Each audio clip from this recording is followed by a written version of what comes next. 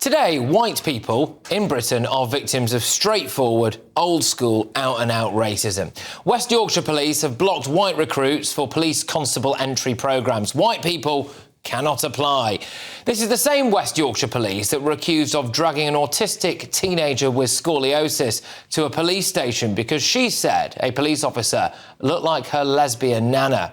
Although a later investigation said the account of the incident wasn't as initially reported and made no findings of misconduct, it did, however, ask the police officer to reflect on her actions. You comment in her own house. You've got her on camera. She hasn't said anything to you. Don't matter. She's got matter. She's getting arrested. She's getting arrested. Why are you doing? Unit's coming. Don't worry. She hasn't done anything. She's autistic. I don't care. She's autistic. I know you're okay. I'm telling you, I've got units coming. She's going to be arrested tonight. Wait till the police officer's coming on. Like, So they say that they want to be more inclusive, they want to be more diverse. Well, if 23% of the population in West Yorkshire are ethnic minorities and only 9% of officers are ethnic minorities, what might that tell you? Do you think that maybe some locals might prefer Sharia law to British law? I do. The police force has gone to the dogs, and I feel very sorry for good, hard-working, brave police officers because they have to put up with absolute rubbish. West Yorkshire spent £1.4 million on diversity jobs, more than any other police force. Meanwhile, Pakistani rape gangs have been roaming the streets for goodness only knows how long. How diverse and inclusive do our police forces really want to be? I mean, gosh, they've done the Macarena at Gay Pride.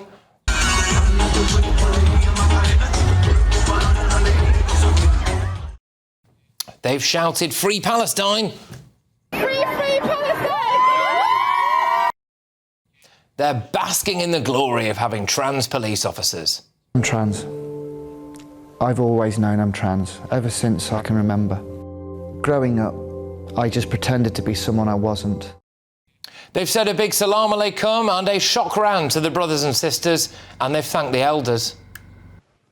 Salam alaikum. Good morning, everyone, and thank you to the leaders and elders that have afforded me this opportunity to speak to you personally. But it's not enough. It's not enough. No, now we have to ban the white people. Replace the word white with black or brown, and you'd have riots on the streets, wouldn't you? Which, ironically, the police would probably let happen because they wouldn't want to inflame racial tensions.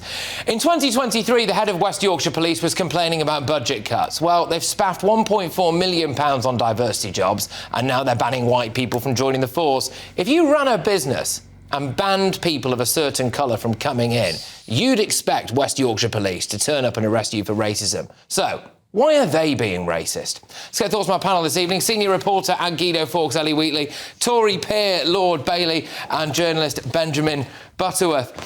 So, Ellie, your chances of becoming a West Yorkshire police officer, they've gone. Yeah, exactly. Well, I mean, this is just another example of two-tier Britain, is it?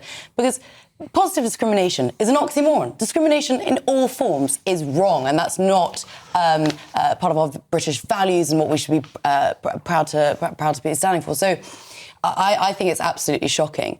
And by the way, what will happen is it actually will just fuel racism. Because if you are a white person and you are blocked from even applying to a job, who are you going to blame? Yes, you might blame the police, but also you might blame the BAME person that took your job instead. And the fact that it's not based on merit is absolutely shocking. Cooper hasn't, by the way, Yvette Cooper, the Home Secretary, has not come out explicitly against this. Of course I think that's totally wrong. And so we'll have to see it. Bearing in mind, last week or the week before, the National Police Chief Council issued advice to its officers, and I quote, to say, do not treat people the same in order to combat racial inequality. And again, it's so contradictory to me. That's a problem, isn't it? If you're a black person, I know one quite well. You want to be treated the same. That's the whole point, isn't it? And people who are black or not white advocating for being treated differently are up to something. And what will happen is, if you give people special treatment, when you then give them normal treatment, if it's discriminatory, The other thing the police need to look at as well, if you actually want black people or any non-white people to join the police force, you can't exclude white people. That doesn't up the amount of non-white people who want to join. You have to go out into their community and tell them why it might be a good thing to join. And of course, it will never feel like a good place to join if you then come and find out that they banned white people. Because whatever you do, the rules are second to culture.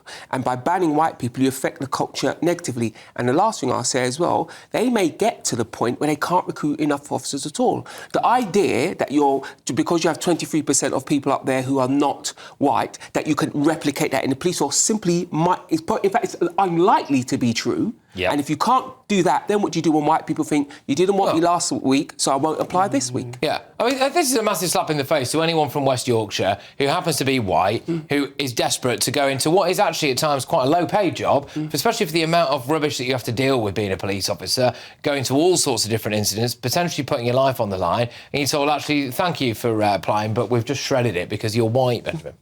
Well, first I just want to say that transgender woman in your intro, Sky Morden, does not deserve criticism. The reason that video exists is because she was stabbed in the line of duty and she's one of the foremost taser experts. Criticising her, I was just saying it's the thing that the police like to virtue signal about, isn't it? All the different diversity elements that they tick. I think if we had more police officers like that person, we'd probably all be a lot safer, if only. On the question of looking like the communities, I think that's a really important part of how our policing works, because we police by consent. We're not America, we're not France. We don't go around shooting people before asking questions. And if you're in West Yorkshire, where, as you said, about a quarter of the population isn't white, then actually I think it's quite healthy that they ask, why aren't these people from these other communities coming forward? And if people who are, say, Muslim or Southeast Asian or black, they are more likely, probably, to trust an officer from their part of the community and to tell them intelligence, and that can solve problems. I tell you why it's wrong. They're not asking them why they're not coming forward. They're telling white people, you cannot come forward. That's a very, very, very different racism? Thing. Yeah, 100%. Of course it is. And the other piece is as well, if you want the police force to work, everybody needs to be able to come and rescue you. I remember the big furore they had in America when a female fire officer said, well, she wasn't sure she wanted to rescue a man. That's ridiculous. The nature of the job means whoever arrives first from that service deals with it. So you can't then encourage the public to do something else. And I tell you a really important thing, why Yvette Cooper needs to step in, because this resonates throughout society. Our armed forces are struggling to recruit. Now, if you're a young white boy sat at home, if they won't have you in the police force, why would you go and join any other force of this country? Yvette Cooper needs to step in. It's a really good point, actually, I think it goes on. But also, I think it sort of reinforces this us versus them mindset. Correct. And if you're not... If policing becomes a sort of based on ethnic matching, you're not basing it on a shared competence and actually integrity and trust. And that's what, the police force is all about. It shouldn't be at all based on your skin colour. I mean, it's ridiculous. But could you not argue that it is like that at the moment? Because, ask the question of why do lots of black people, lots of Muslims, why do they not feel safe around the police? Why do they not trust them? Why would they not want to be police officers? They're told that by people on the left. Let's be clear, right? It's not as simple as that. This country has had tough times around race, right? We've had tough times. We were in a better place 5 years ago than we are today because of identity politics. And let's be clear, the chances, even in a place like London, of coming across a white police officer are bigger than becoming across a black police officer. So we have to be able to trust them. Do not raise up our communities to only be able to deal with people from your community, because that builds ghettos, that builds social ghettos, and it builds mental ghettos. We mustn't do it. There is also an argument to be made about whether certain pockets of certain communities in West Yorkshire actually want anything to do with British law. I will also say as well, I think this is what happens when you spend £1.4 million on people in diversity jobs. You've got to be seen to be doing something with they're that captured. money. You've got to go, what have we done with it? Oh, well, we've introduced this policy. Well, you didn't need to, and you didn't need to spend £1.4 million. But we've got a spokesman, or should probably be a spokesperson, I dare say, for West Yorkshire Police, said the most recent census found that 23% of people in West Yorkshire identified as being from an ethnic minority background. Our current police officer representation from ethnic minority backgrounds is around 9%. To address this underrepresentation, we use positive action under the Equality Act 2019. No interviews are held until the window is officially opened for all candidates. Well,